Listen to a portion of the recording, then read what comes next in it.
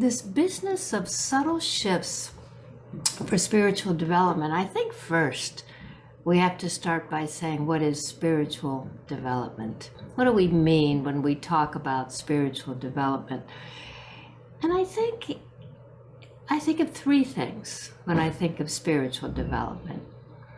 One is tending to our inner self, kind of tending to our inner well-being.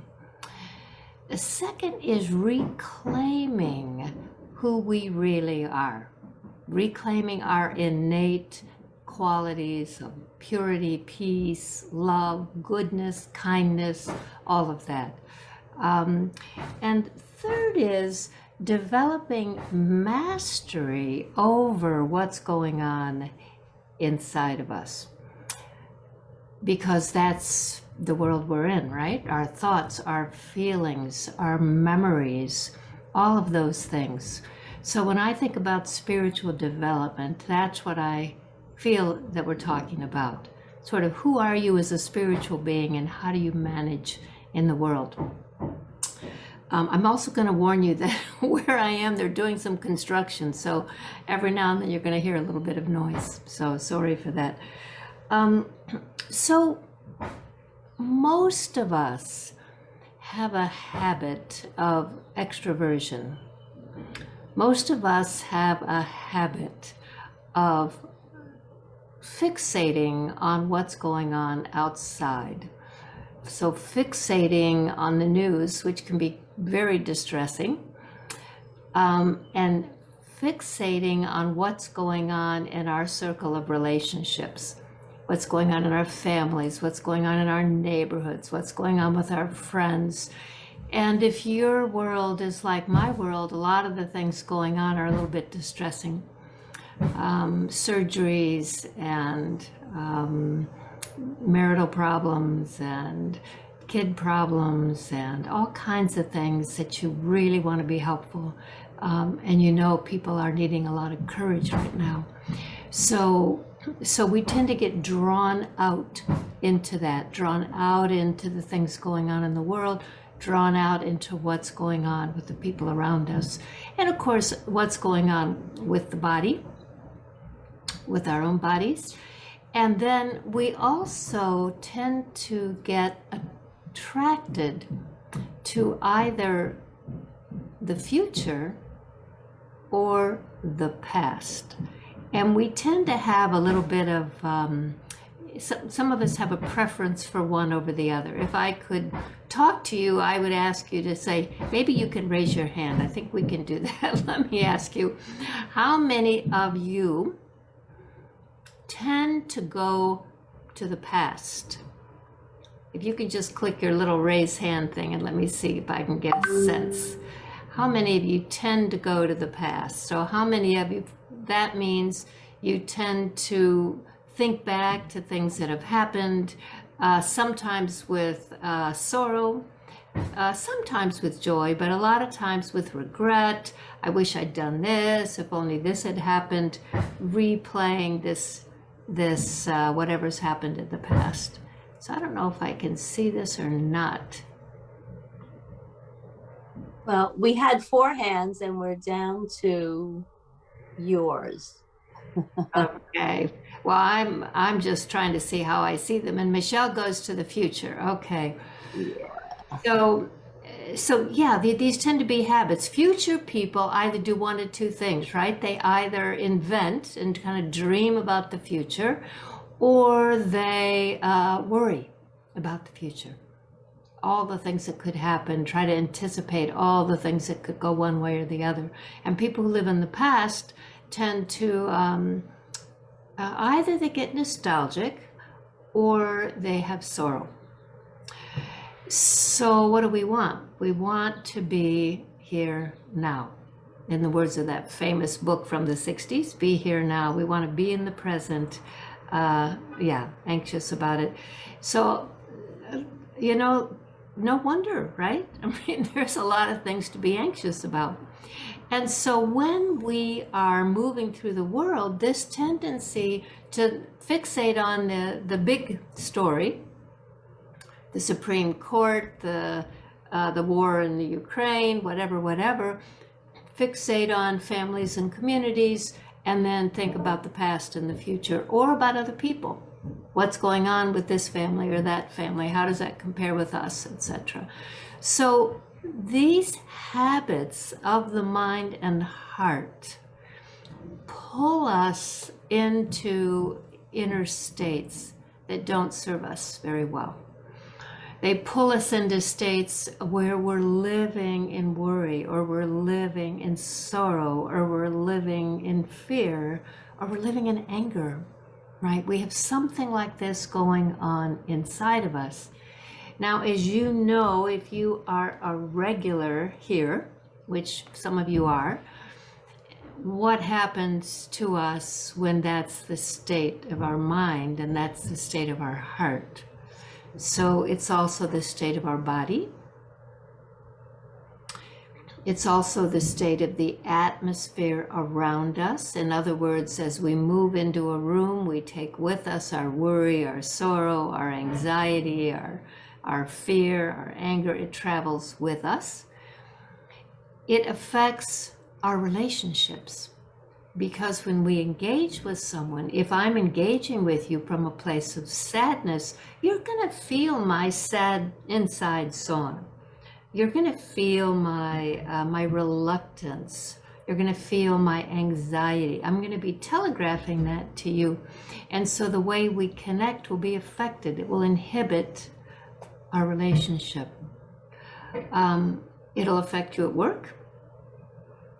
It will affect you as a parent. It'll affect you as a child, the way you engage with your own parents. And it blocks our ability to connect to God, to the source, to the divine. That's how big of a deal it is. I mean, we can connect, but we can't sustain a connection. Because when we go inside, what we connect with is what's going on inside, those inner storms that we have going on inside. So,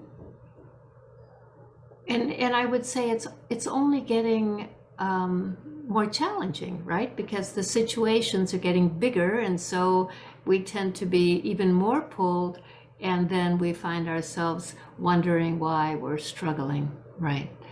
And why those we love are struggling. So that's probably why you're here tonight. That's probably why you come online to hear a talk, or why you go to Harmony House to get some spiritual company, spiritual sustenance, because you really want to shift that. All of us want to shift that. We don't want to live in those states. We don't want to feel like we're constantly fighting against ourselves. So we move on to a spiritual path, a path of exploration, kind of inner exploration, to try to set things right. So I thought I'd talk about 3 different spiritual practices that might help us with this, because the alternative is that we just keep on keeping on, right? Keep on the way we are, and none of us wants that. So the first thing, and the big thing that is not going to be news to you, is the switch from material consciousness to spiritual consciousness. This is the foundation of a spiritual inquiry. Because if you're on a spiritual path, but you still think of yourself as the human being, you know, I'm Judy and I live in the Catskills, and I am a mother, and I'm a grandmother, and I'm a consultant, and I'm a this and I'm a that, you know, I'm this one, and I do these things, then my spiritual path is pretty much just about comfort, right? How am I going to sleep at night? How am I going to de-stress myself in certain moments? But it's not really about this shift in spiritual identity. The shift from the identity, the personality identity, the material identity and the spiritual identity. So that's your first move when you move on to a spiritual path, especially with Raja Yoga. That's not true with all paths. Some paths really are about becoming mindful, becoming quiet, focusing, concentrating. Nothing wrong with that. But in terms of spiritual development, to have spiritual development, you're really talking about making a shift in identity. So how do you do that? How do you make a shift in who you think you are? So this really comes down to resetting what you're identifying with. It comes down to asking yourself, who is this here looking through these eyes? Who is this here listening to the story that I'm being told by this person?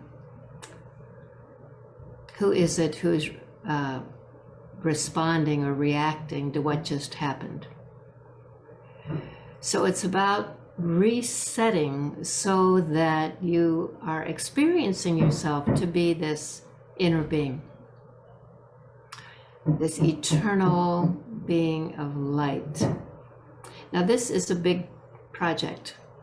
I don't want to suggest that we can talk about it for 10 minutes and then when you hang up, that's it. From now on, you're going to be, unless if you're able to do that, then we should talk after. I'd like to know how you do that, because it is an effort, right? It's about resetting and realizing who you are, that you are this one, this more eternal being. And in that identity, there's a lot of things that change. Because in your eternal identity, in your spiritual identity, you become aware of your innate nature versus your acquired nature. And you begin to be able to connect with your innate nature. So the move to soul consciousness is a move to an eternal awareness and to a ground that is purity, peace, love, and happiness. Now, if we were here together, I would ask you when you have actually been most able to do that. Because I think what I've noticed is we have to practice that identity when we're not in an urgent moment, so that when we are in an urgent moment, we respond as the soul and not as the material person. The way we can tell is that when we're in this material consciousness, when we're the personality, the constructed self, we tend to react. Someone says something and we're offended and we snap back at them. Or someone says something that brings up an uncomfortable memory or an uncomfortable feeling or makes us question, does this person like me? Are they making some kind of a comment here to hurt my feelings? All of those reactions, those super sensitive reactions, those knee-jerk reactions, those are coming from the constructed personality, the body conscious person, not from the soul. So if you're in situations where that's happening, then you make a note to yourself, okay, this has to change. With this, in this situation, with this person, I need to be able to take a break here and step back because I'm not in my true self. I'm in my constructed self. So what's the difference? So your true self, the eternal self, the true self, has complete confidence in who you are. You're not trying to be something else. You aren't under influences of any kind that pull you away from your true nature. In your true self, when someone says something that you're not connecting with, that isn't making any sense, or that maybe they don't understand me, or maybe they're not really connecting with me, instead of reacting, you tend to get quiet. And you might say, tell me more about that. I'm not understanding what you're saying. I'm not getting what you're trying to say. So you're not kicking back, right? You're not having a knee-jerk reaction. You're responding instead, and you respond by saying, what does this one need right now? Whatever just happened, what does this one need from me? So you're not in a place where you're fragile. You're not in a place where you're feeling unsure of yourself or insecure. You're not in a place where you're trying to impress anyone or get a reaction from anyone. You're not trying to prove anything. You're not trying to defend yourself. You're just stable. You're steady. This is who I am. And I'm stable in the things that are natural to the soul. Peace. Peace is your nature. That's how you were born. Even if you were a cranky little thing, you were still peaceful. That's the nature of the soul. Loving. That's why we love babies, because they're born just loving. All souls are naturally loving. You are naturally loving and happy. That's your basic nature. Happiness is innate to the soul.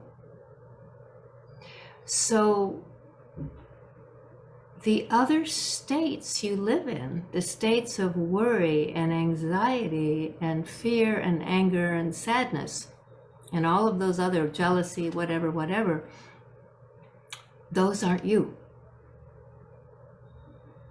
And they're making you upset. Those states are taking away your joy. So the first spiritual effort, the first spiritual move or shift is the shift to the true self.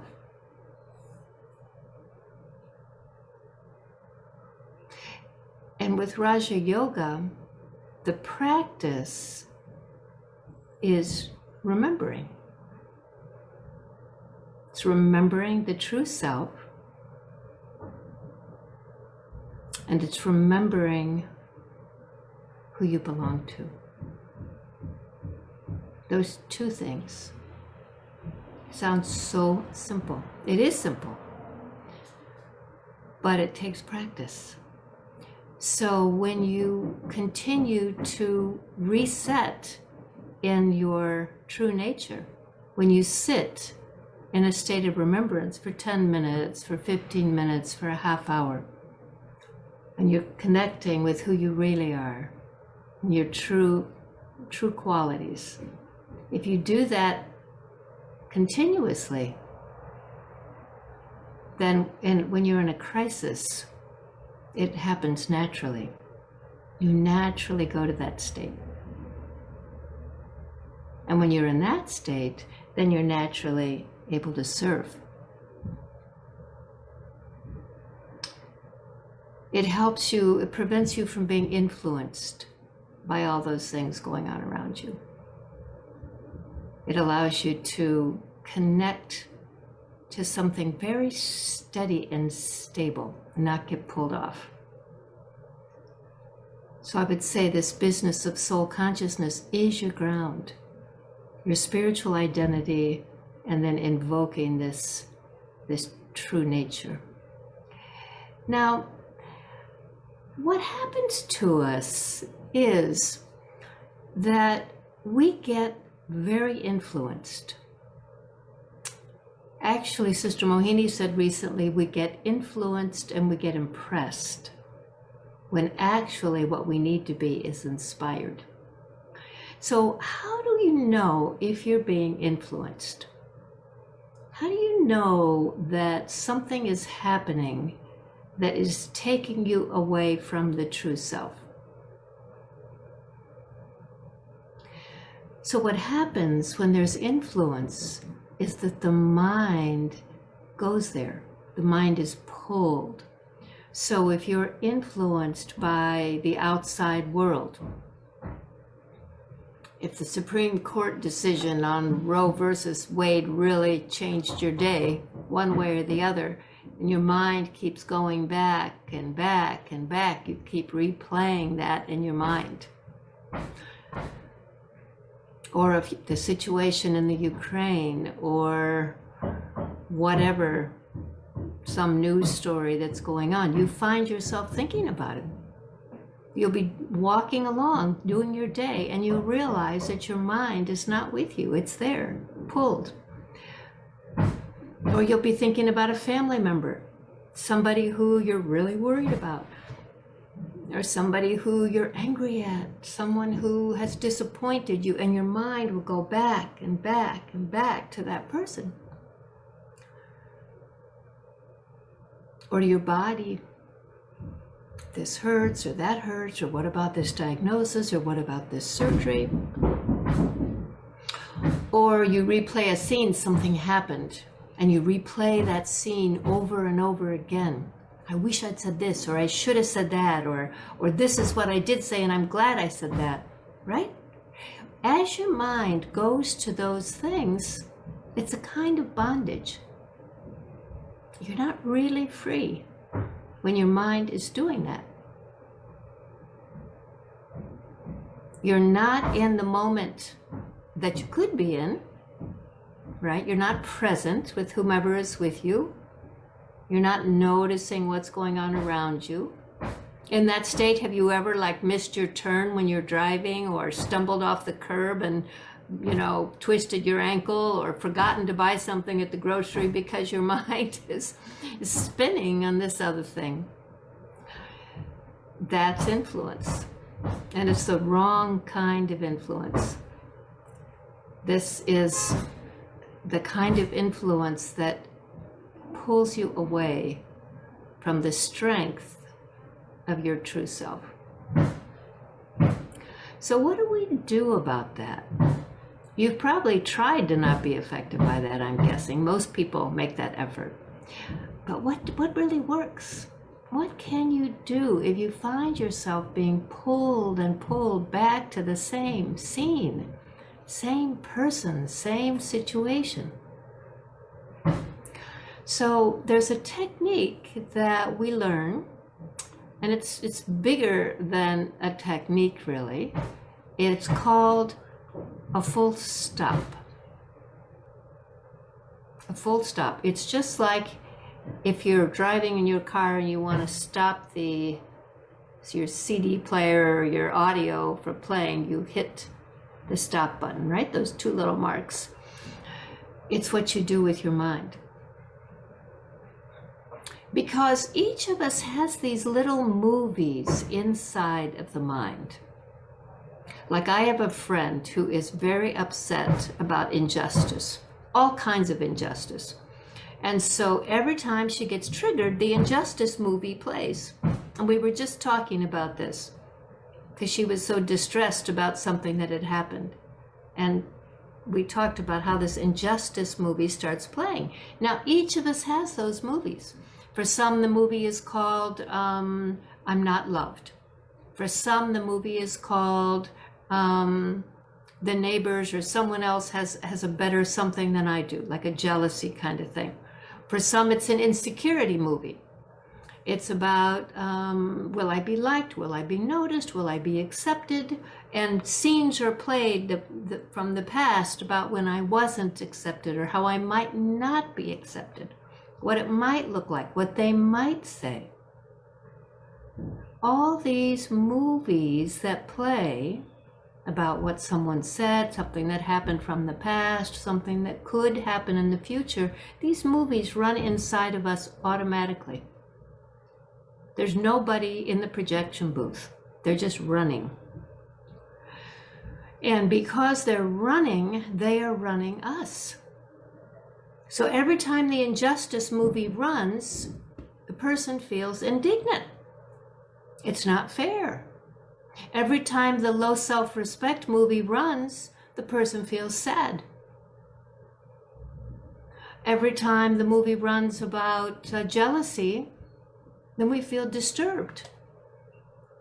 And most of us go along through the day with these movies running at will. It's like the self-driving car. They're just in there running. We don't want them to run. Spiritual development means that you can stop that movie. To stop that movie, first you have to realize the movie is running, right? You have to catch yourself, because it's such an automatic process that you may drive for blocks without noticing that that movie is running. So first you have to catch it. Say, oh my gosh, my mind is rolling with this little movie again. Then you have to stop it right then. You don't let the movie finish. You stop it the minute you realize. Now what will happen when you stop it? It will start right back up again immediately, because you've always let it run. So it will start again. And then what will you do? You'll stop the movie again. And what will the movie do? The movie will run again, because it has always been running. The habit is very strong. So if you're going to learn to change your inner state, you have to learn to do this move I'm calling a full stop. Now, if you are persistent, if you keep stopping that movie every time it plays, it will finally stop. And you have to replace it with a different movie. Now, some people have a go-to movie, like the injustice person I talked about has a gratitude movie that she plays. So she can stop her injustice movie and start her gratitude movie, and then she moves herself into a better place. That's one technique. That's one subtle move I think we're talking about tonight, or subtle shift. Depending on your level of spiritual mastery, you will pick a different kind of movie. So if you have a lot of spiritual experience, you may be able to take yourself to a very elevated state. You may be able to replace that movie with a movie about love, a movie about the divine. That would be the ultimate movie, right? Your fortune, a movie about how lucky you are, the fortune in your life, which is kind of like the gratitude movie I was telling you about. A movie about a time when you really felt great joy.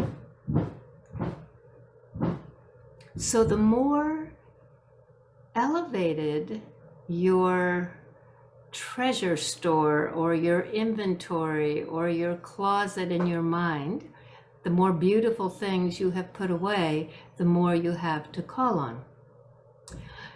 And if you don't replace the movie that you just stopped, that movie will try to start again.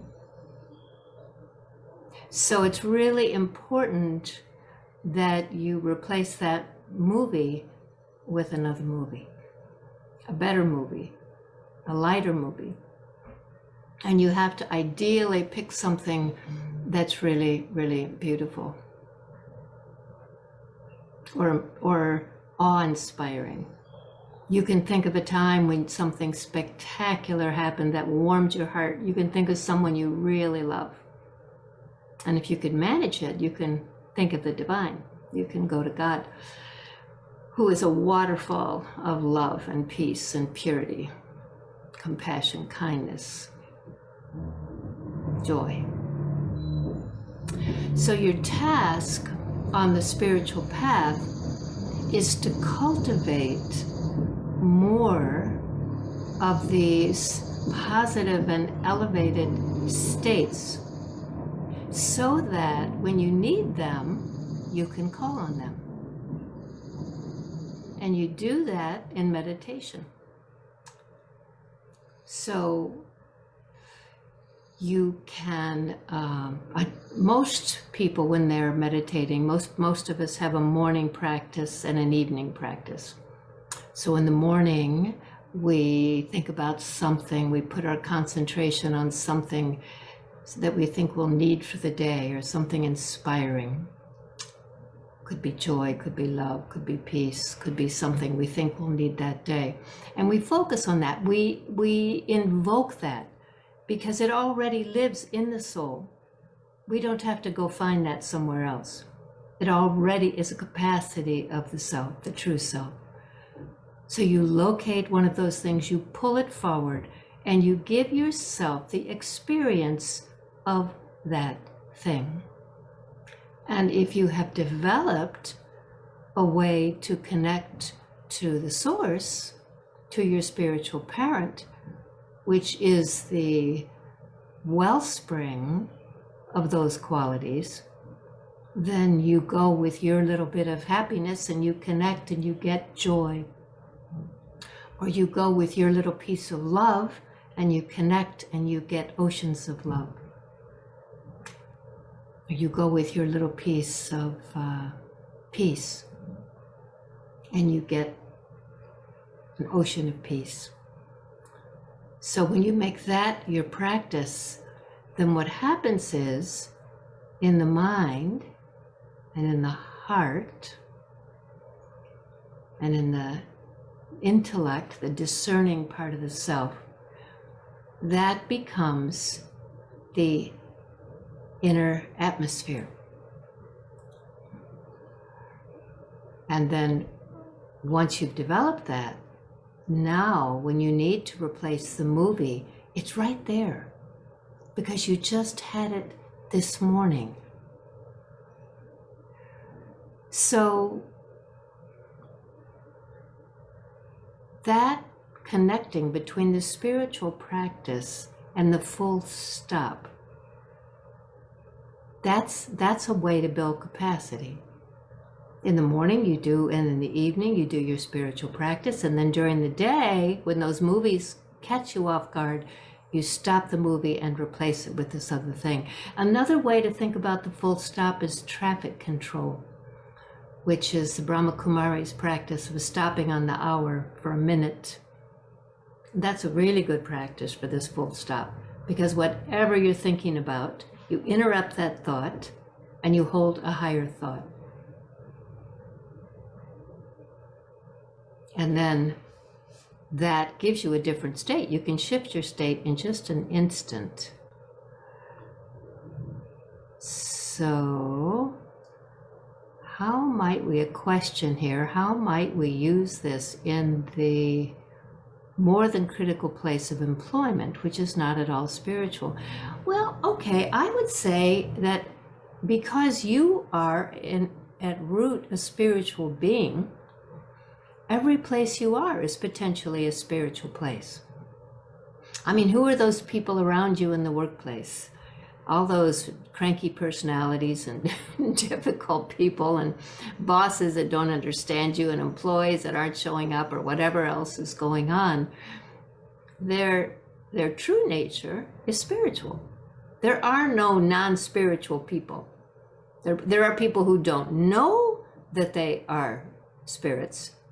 They don't know that their true identity is consciousness, but that is who they are. And if you know that that's who they are, then you work with them from that higher place. So how do you do that, right?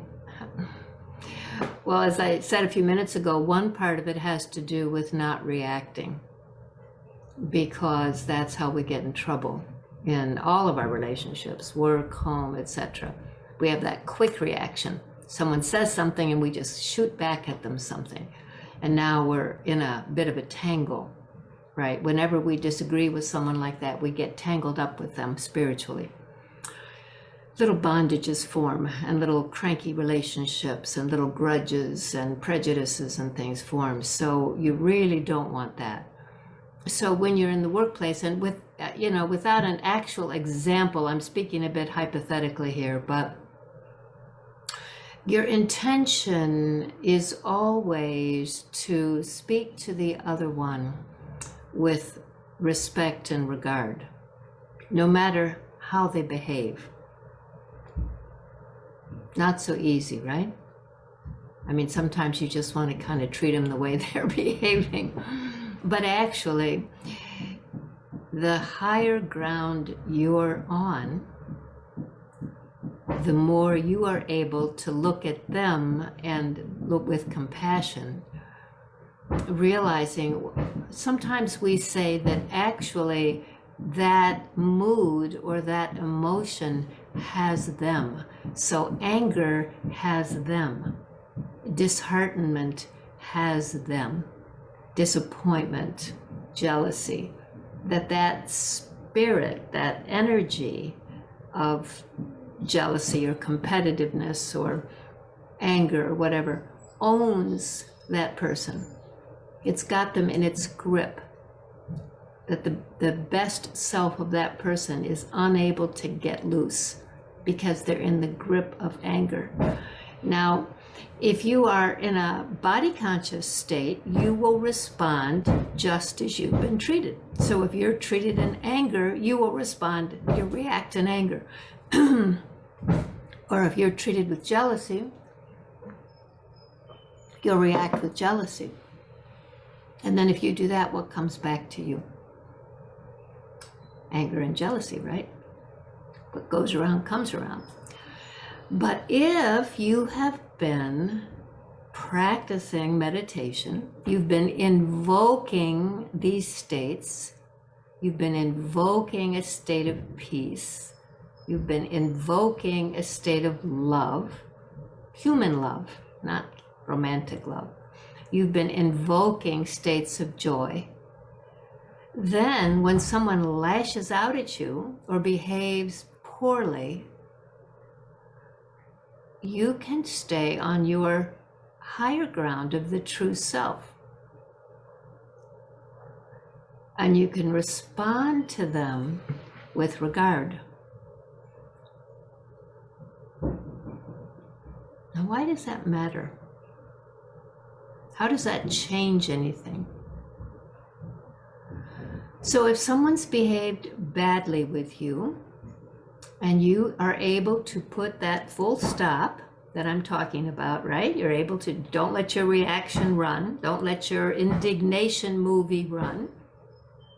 You put a stop, you put a pause, and you invoke a state that's on higher ground, a state you've been practicing on, perhaps in the mornings or at night. Now from that place, you serve the other one with this, what you might call a remedy state. So if they're peaceless and angry, you respond with peace, patience. You seem upset. Can we just take a minute here? Would you like a drink of water? Want to step outside and get some fresh air? Let's see if we can't do something different here. Or if they're insecure, you look at them with respect. Don't respond to their insecurity. You look at them from the high ground. You look at them with their dignity intact.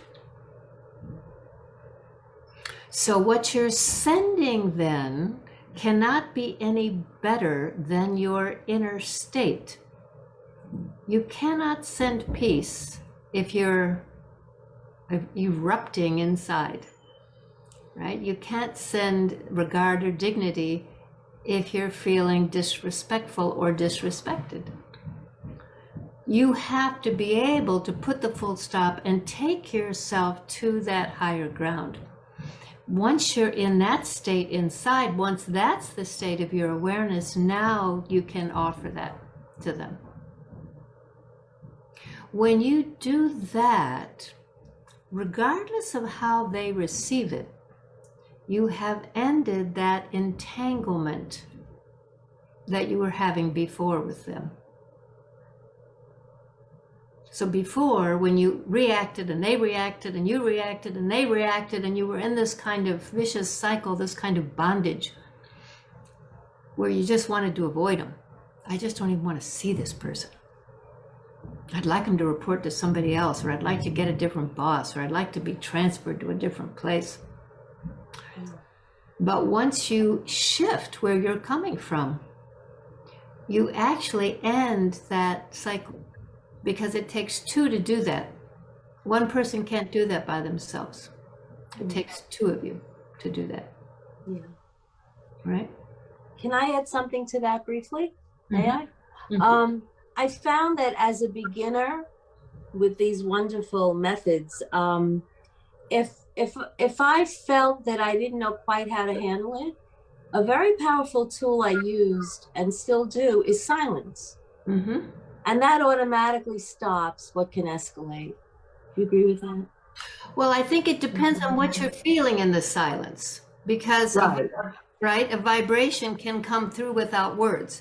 So if it's a stony silence, No. right, you're angry and you just have gone silent because you're furious, that's going to convey to them through your eyes and your vibrations. No, the inner state has to come first. Yeah. So if you bring yourself to peace, now you're able to offer them peace. You can only offer what you're able to conjure up inside.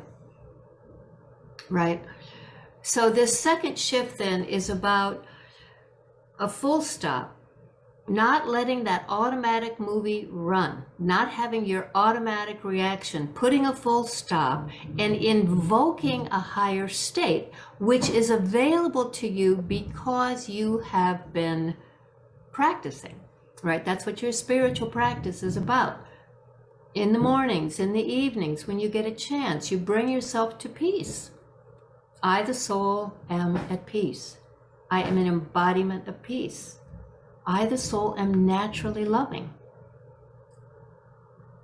I, the soul, am joyful. I, the soul, am generous. I'm compassionate. I'm kind. I am kindness. And the more you do it, the more quickly it comes. So then, when you need it, in the heat of the moment, it's right there for you. Okay, so first, soul consciousness, the move to soul consciousness, claiming your original state. Second, the full stop, and being able to replace the movie that you stopped with the higher message, higher movie. So you shift your state and you respond instead of react. And then the third shift, I think, is the shift to good wishes, which sounds so small, doesn't it? It doesn't sound powerful at all. The Hindi word for it is bhavana. So what does that mean? We have a question here. When in silence, we should send energy of peace to the other soul. Absolutely. Absolutely. If in your silence, you can create a real atmosphere of peace. This is called mastery, right? If everyone around you is in a crazy, chaotic, stubborn, anxious place, and you're able to induce peace, that's called mastery. That's spiritual mastery. That you're able to invoke a state that is not a match for the environment you're in. That's mastery. So that's what you're practicing when you in your meditation. Can I invoke peace? Can I invoke compassion? Can I invoke acceptance, tolerance? Can I invoke mercy? These are very powerful states. There is the virtue, for example, of peace. But the power of peace is the virtue in action. So when you're meditating, you will invoke that virtue, which is your nature. It's your original nature. So you invoke that virtue, you make yourself peaceful. And then when someone is in front of you and they're distressed, and you share peace with them through your eyes, through your vibrations, through your voice, that's the power of peace, beyond the virtue of peace. So love is a virtue. Love is a power. Kindness is a virtue. Kindness in action is a power. Happiness or joy is a virtue. But when you bring the power of happiness into an unhappy situation, and you're able to deliver that, manifest that, share that, invoke that in others, that's a power. So when you talk about mastery, that's what you're talking about, having that ability, that capacity to find it inside. These are not things you go find outside. You don't go looking for any of this out in the world someplace. You own it already. You have that. You are that. That's what self-realization is. Realizing that your essential, true nature is love, joy, peace, purity, happiness, kindness, mercy, all of it. That's the nature of the self. Lost in engaging with the world. And now you're on a path to reclaiming it. So that's what building spiritual capacity is, that being able to do that. So then the third thing then is good wishes, or bhavana, to have good wishes and pure feelings for someone. So this is very connected with what we've been talking about. And it has to do with your ability to generate a positive feeling, kind of like a blessing. People sometimes ask for blessings, or they feel they've received a blessing. A good wish is like a blessing. It's like, it starts with a vision. First, you have to become stable in your true self. You are light. You are the eternal being. Looking through these eyes, listening through these ears, making this body work, but you are the eternal being inside. You are loving, you are kind, you are peace, purity, kindness, compassion, mercy, all of that is you. And in that state, you look at the other one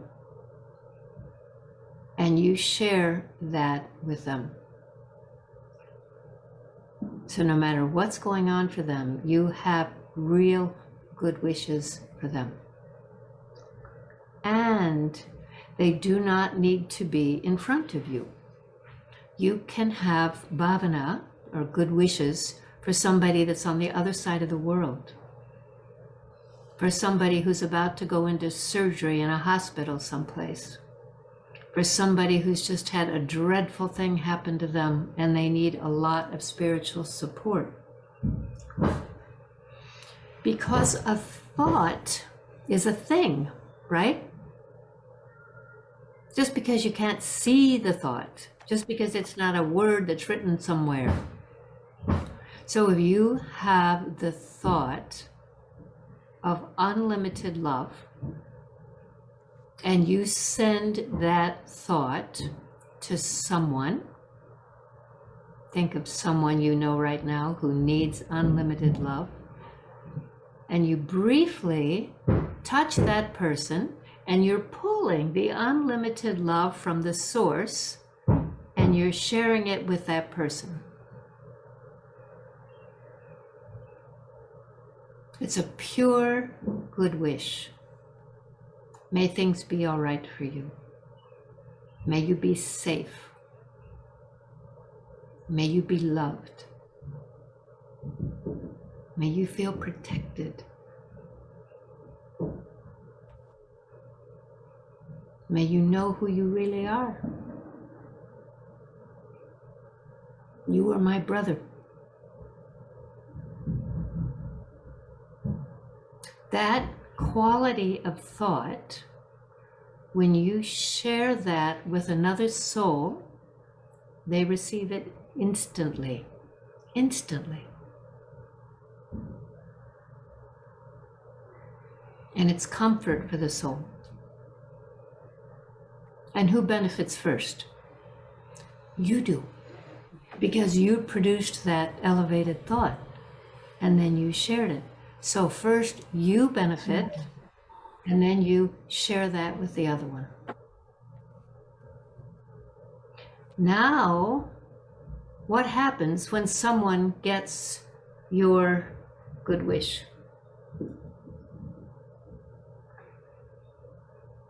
Think about whenever you have felt that someone was near you and they were having a benevolent feeling for you. They were looking out for you. They were taking care of you in some subtle way. What did you feel back? Thank you. Bless you. Right? Huge appreciation. Especially if they did it in a moment where you were really feeling alone or at risk. That blessing back from them is like a lift for you, right? So you stabilize in that high place, you share that thought, that wish with the other one, and then you experience the lift that comes from that. So that's the third subtle shift. Okay. How to apply thought to overcome fear. So I think when you're overcoming fear, the trick is we usually are focused on the thing we're afraid of, right? So if I'm afraid of public speaking, or I'm afraid of crowds, or I'm afraid of flying, part of the mind is going, oh no, an airplane, or oh no, a crowd, or oh no. And so we're trying to move beyond the oh no, but we're so fixated on the thing we're afraid of. So you have to locate the antidote for the fear. Now, because we're sitting at a distance here in this mediated talk, we can't have a chat about all the different kinds of fear. Usually, if you have fear about anything, it's usually a pattern in the heart. So often someone who is afraid of one or two things is afraid of many things. So I may be afraid of dogs, I may be afraid of heights, I may be claustrophobic, I may not like to go out in crowds, I may bolt my door a dozen times because I'm afraid I'm going to be robbed, that kind of thing. So you can deal with it in the situation, but ideally you want to deal with it in such a way that you can actually address the pattern of fear. Not just the isolated instance of fear, but the pattern of fear, which is bigger than we have time for tonight. But I would just say the best thing is the antidote for fear is what? It's courage. It's courage. So you don't focus on the thing you are afraid of. Let me go beyond this dog, this scary dog downstairs. But it's let me have courage. Almost like an affirmation. I know I'm going to be fine. I know this is going to be just fine. So you bring courage to it. You don't let your mind connect to the thing you're afraid of. You don't let your mind kind of go try to compete with that. So I know that's probably insufficient for what you're thinking. I wish we had a better forum to talk about it, but just, I think, to bring this to a close, so we are spiritual beings having a physical life, and we don't know who we are. Most of the time we walk along in a false identity, a weaker identity, a limited identity, someone who doesn't have much capacity, who's just getting through, getting by. But when you move on to a spiritual path, you connect with the true self, and you begin to uncover this true self. So you begin to see who you really are. You begin to access this well of capacity. And from that place, then you learn to move around in soul consciousness. You learn to put a full stop when your movies in the mind are running these movies that aren't in your best interest. And you learn how to have real bhavana, real good wishes for everyone. This is spiritual mastery. So do you want to close with a few minutes of meditation? We don't have too much time. Do we have enough time for a short meditation? Whatever you like, whatever you want to do is fine. I mean, if there's a pressing question, I'll take it. Otherwise, we'll do just a couple minutes. That'd be nice. Okay. So I'm going to presume that you are someone who likes to meditate, which is why you're here, and that you're experienced in making yourself, bringing these states inside. So sit up straight. Put your feet on the floor or under you, either one. Have your neck over your spine. And let your eyes just remain slightly open. Or if you're more comfortable, you can close them.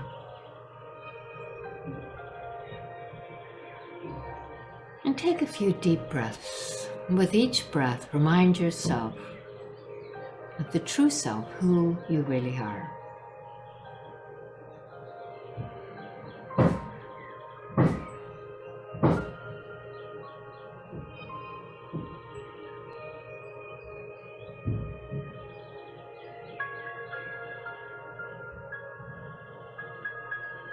You are peace.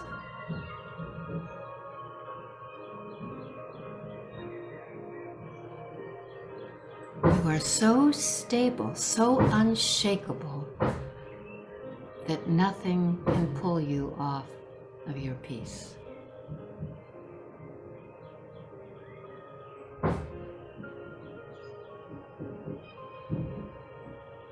And you have so much peace that it naturally flows to anyone around you who is without peace.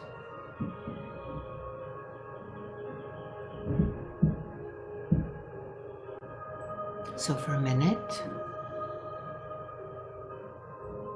become aware that you are peace.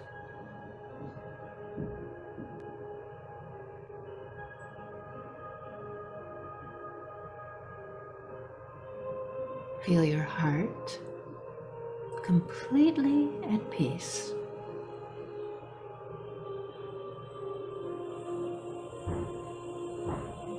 Your mind only thoughts of peace.